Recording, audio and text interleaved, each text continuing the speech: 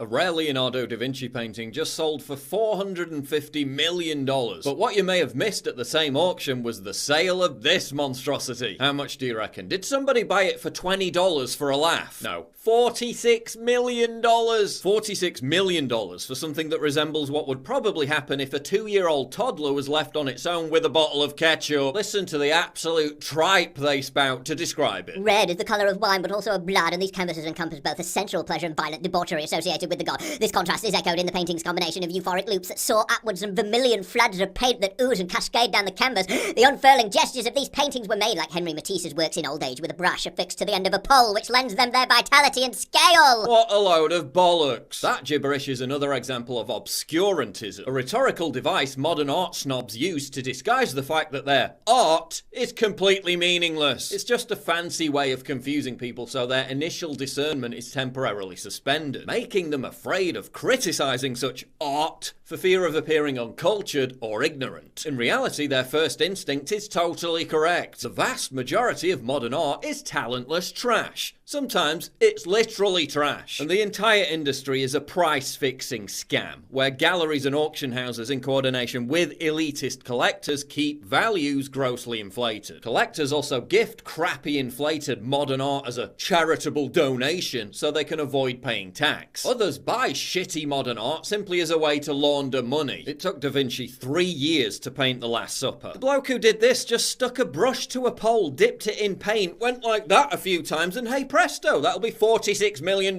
please. He spent just as much time thinking up a name for it, and after I'm sure what was an intense period of internal debate, he eventually settled on Untitled. Oh, but wait, it's part of a series? Because it really looks like a lot of forethought went into the other one, given that it looks almost identical. The Guardian called the artist Cy Twombly, quote, the most intelligent and emotionally eloquent artist of our age. Yeah, our age is shit, isn't it? Here's another spectacular work from the most intelligent and emotionally eloquent artist of our age. What endless list of titles did Twombly agonize over before naming this one? Oh, it's called Untitled. Again. I call it testing a biro pen. What makes this all the more ironic is that Twombly was obsessed with Leonardo da Vinci, which is like the schlub who designed this being obsessed with Isambard Kingdom Brunel. The age of Trump derangement syndrome has only intensified the belief that anything can be considered art if it serves to amplify some demented far-left political cliche. The carpets, if you look very closely, you see?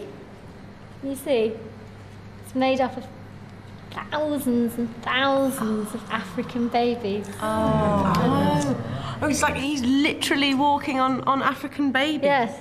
And like, so he's like the West, and the African babies are like Africa. That's a very good interpretation. Remember the Black Lives Matter supporting performance artist who twerked her giant fat ass once for every time an African American was killed by a cop? Yeah, that was my favourite. Now a transgender artist has collected 200 gallons of urine to protest Trump. Yeah, stockpiling piss isn't art. It's a mental illness. This artist embarked on a, quote, observation of zeitgeist through the so-called thanato-political dimension of contemporary biopolitical practices. What actually happened is that she breastfed her own dogs, which is closer to animal abuse than it is art, but who am I to judge? This genius didn't even bother slapping a few splodges of paint on a canvas and instead just literally wrote the words, please imagine a boring abstract painting. But why even bother writing anything when you can just glue cardboard boxes to the wall? Having already blown $500,000 on a blue ring, Calgary wasn't finished yet. Artists always say their aim is to move people with their work.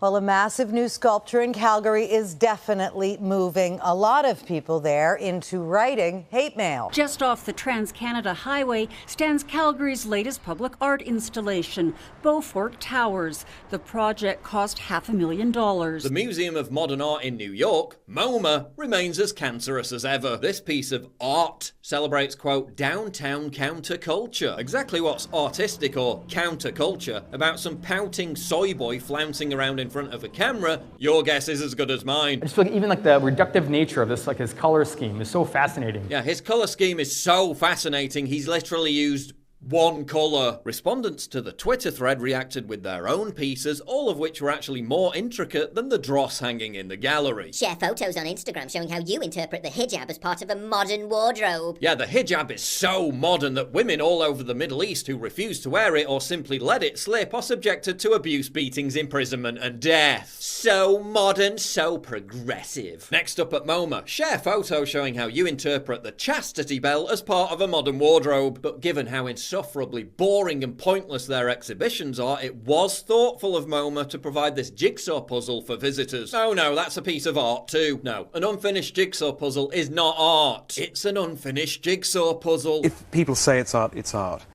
Well, I think that's absolute rubbish. So you could say anything is art? You just have. You could say everything is art. But the point is that... Is my shoe art?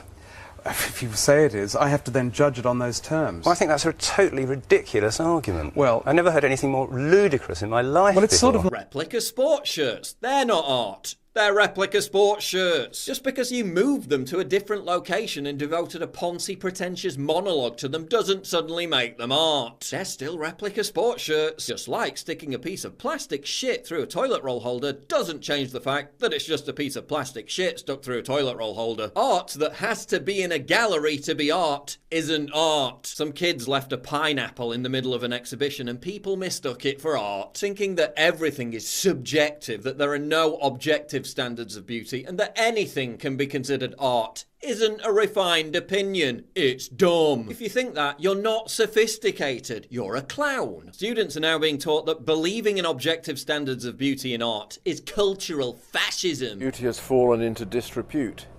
For some reason, people have marginalised the pursuit of beauty. There's been a huge cultural shift.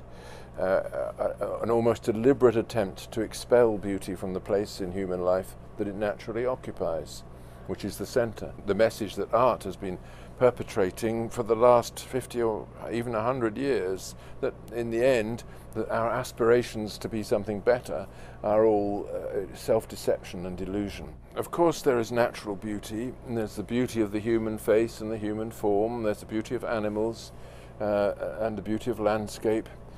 Everybody is aware of that. It stands there as an independent witness to the meaning of the universe. What kind of damage is all this doing to the fabric of Western civilization? 700 years after the start of the Renaissance, and this is where we've arrived. If this is what we call high culture, an endless parade of meaningless debris that promises nothing and delivers nothing, what does this say about our society? What does this say about our contribution to the grand tapestry of mankind's collective achievement? What does this say about how we've let these culture vultures tarnish and defile the legacy of beauty handed down by our ancestors? We mustn't be afraid to loudly proclaim the emperor has no clothes. We mustn't be afraid to call out abstract modern art for precisely what it is: a wretched, ugly manifestation of postmodernism, an insult to our heritage, a desecration of our human potential.